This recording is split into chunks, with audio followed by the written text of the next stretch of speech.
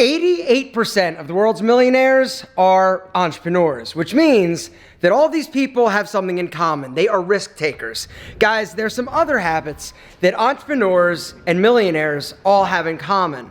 And the other day I was sort of thinking about this and coming up with my own list of things or habits that I have done that I feel have allowed me to basically be successful. And so today I want to go over my list in hopes of giving you a little perspective, or maybe giving you some areas of your life that you can actually shift or change in order to facilitate you making $1 million or whatever. Because that's the whole thing, right? The whole millionaire thing is a little bit ridiculous, right? Everybody talks about making $1 million or whatever because it sounds good and it's sexy, but really it's about freedom, it's about accomplishing something, and it's about doing something that's hard, honestly. Everything that's easy or that was handed to you, how much do you value it? How much do you appreciate it? Zero, right? It's okay, thanks. Anytime anything is handed to you and you don't have to work for it, you don't value it, you don't appreciate it, it's those things, it's those goals, it's those things that are challenging and difficult that really are the sweetest. It's also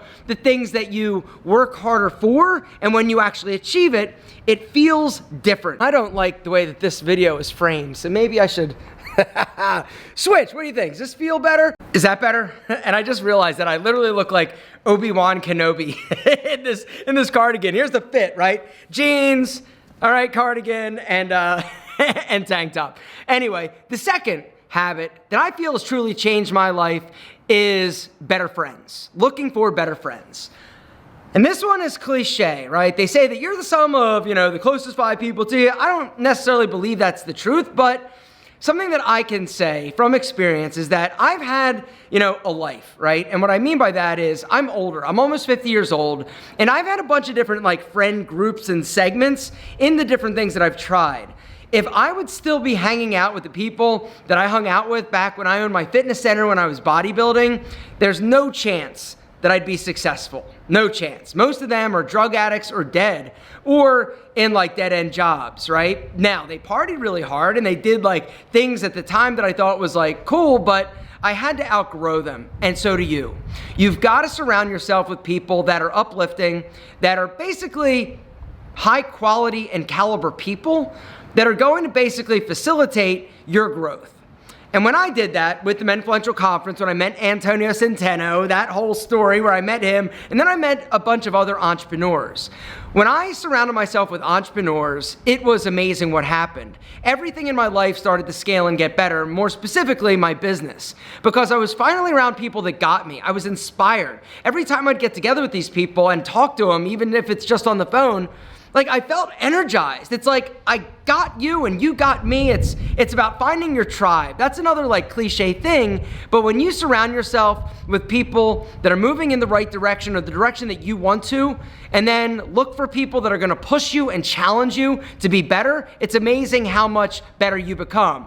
And that's one of the things that I noticed for me. When I started surrounding myself with people that were more successful than me, it made me work harder. It made me sort of try to get up to their level. Now, I may never get up to their level, but I'm going to be better than I was. And that's the thing. When you surround yourself with people that are just stagnant or not going anywhere or below where you want to get to, there's no chance you're going to ascend that ladder or climb fast enough. The next habit that a lot of millionaires have in common is they're boring. And I can speak for myself. All right, I am a boring person, right? Boring in the sense that if you would ask me, hey, what are you doing? It's never yo, I'm going to do something amazing, or oh, I've got this super exciting life. And that's one of the things. A lot of people tell me, oh, you should vlog more, right? I'm I'm boring. I literally do the same thing every single day. It wouldn't be interesting. And people are no, it'll still be interesting. I'm it won't be interesting, trust me. I am such a regimented, boring person that does the same thing every day that actually is one of my superpowers. Try and strive to be boring. If you're the person that is always seeking or trying to be exciting or do great things or always going places, buying things, doing things that are next level, you're never going to truly really get into that zone and figure out where you need to be. You're always going to be chasing, right? And for me, being boring, I feel, is one of the things that, once again, has allowed me to be successful, which brings me to the next habit that is something that is very consistent across millionaires, and that is regimen. Being consistent, having a routine, sticking to it, not varying it, literally. That is, once again, that's one of my superpowers. I'm not that smart. I'm also not that gifted when it comes to, talent.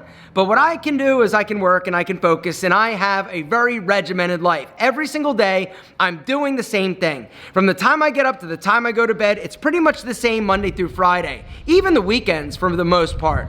Also, what I eat, same thing. My diet, same thing. My cardio, same thing. I am such a regimented person, but it's this regimen that really gives me a foundation and a framework in order to build and grow. It also gives me kind of an identity. When you are always kind of like, haphazardly going about your day, or you're not planning, or you don't have a system or a structure, things get all out of whack. But when you know what you're doing from the time you get up to the time you go to bed, yeah, sure, you're going to have things that come up that you got to deal with. That's going to throw you a little bit, but in my opinion, it's impossible to truly be successful if you don't have a plan that you stick to. And so having and developing a routine is critical to growth. The next habit is what I call the fuck it factor. Fuck it, you're gonna try it. Fuck it, you're gonna go for it. And this is one of the things that entrepreneurs and millionaires do better than people that are in a 9-to-5 job or aren't willing to take a chance or take a risk on their future or something that they've been thinking about doing. At some point, no matter how many books you read, no matter how many YouTube videos or seminars you attend or coaching sessions or mentors you have, you've got to be willing to say fuck it and jump. You've got to understand that you're going to screw things up. It's going to happen. Take it off the table. It's not an option, right? And that's one of the things. Millionaires have the ability to say, F it. I'm just going to go, and I'm going to figure it out as I go. And that's one of the other things that you've got to understand. If you are planning for perfection, it's never going to happen. It is a myth, as they say.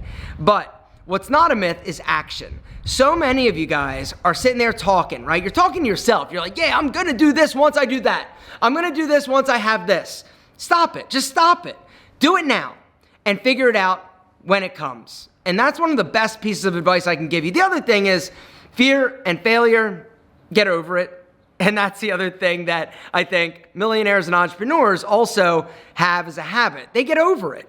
If you talk to any successful person, and you ask them, hey, how did you become successful? Or I should say, hey, tell me about your biggest failure, because they've all had them, right? And it's these big, huge, colossal failures a lot of times that are the things that really catapult them to the new opportunity, the new growth, the new opportunity for success.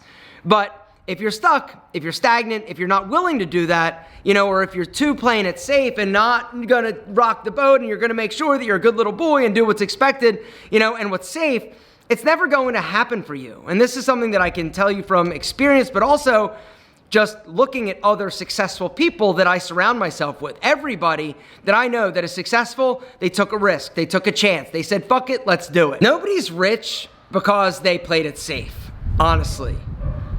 Just doesn't happen. Think about it. 88% of people that are millionaires are entrepreneurs. That means they're risk takers. That means that they are willing to try something that they don't know if it's going to work out. And for me, that's something that's inspiring. If you learn nothing else from this video, think about that fact. 88% are self-made. 88% are people that took a chance, took a shot on a dream or something that they wanted to do. They didn't play it safe. They didn't work a 9-to-5 job, or they did work it and did this on the side. Guys, real quick, if you are interested in joining the White Label Empire, I'm going to link to it down below. We've got 2 different membership options. We've got a one-time, pay only one time, $397, or month-to-month, $97, cancel anytime. If you want to start a business, join the community. It's not only going to walk you step by step through the process, we also are a community of amazing entrepreneurial-minded men and women that are actually starting businesses and launching businesses. Literally, today, I bought my boy David socks. Yesterday, I bought dog treats from one of our members. I'm telling you, these things, these businesses that these people in the community are starting are amazing, and I want you to join us. Every single week, I'm doing a live training. You get to ask questions every day. I'm in there in the chat. The other members are in the chat. It is a community of entrepreneurial-minded people that are willing to take a chance and do something amazing. If you're willing and want to join us, hit the link down below and join today. I'm telling you, it is one of the best things you're going to do in 2025. The next thing I got to talk about, though, is delayed gratification. Another trait that millionaires and entrepreneurs have. They're willing to go without now in order to realize their potential or do something amazing in the future. Delayed gratification is one of the most powerful habits that you can develop. All right? The other thing you've got to understand, another habit, and the place that I'm going to wrap this up is FOMO. you're not worried about missing out. It goes back to the, hey, I'm going to be boring, but it also is about buying, consuming, feeling like you're not good enough or like other people have more than you and you're not as good because you don't do, buy, or have X, Y, and Z. Guys, you're not missing anything. And that's the other thing that you got to understand. So many times we look at what other people have and we compare it to what we have or what we don't have. And it makes us feel bad. It ruins our self-esteem. And we think, oh, we've got to be doing this. We've got to be going out. We've got to be, buying or whatever it is. All right. The fear of missing out is one of the things that is going to ruin your chances of success. You've got to be able to push it down. Just like fear, just like that uncertainty, you got to push it down if you truly want to live your best life and do something incredible and truly realize your potential. The reason why 88% of millionaires are entrepreneurs is because they weren't scared of missing out. They weren't scared of putting off. They weren't scared of what's going to potentially happen if it doesn't happen. Guys, fear, I know that it sucks. I know that it's scary. I know that if it doesn't work, I know that if you're thinking, oh, what if it doesn't happen for me? Then I got to tell my friends, I got to tell my family, fuck them. What do they have to do with anything? F them. Like, what have they done? Exactly. Nothing.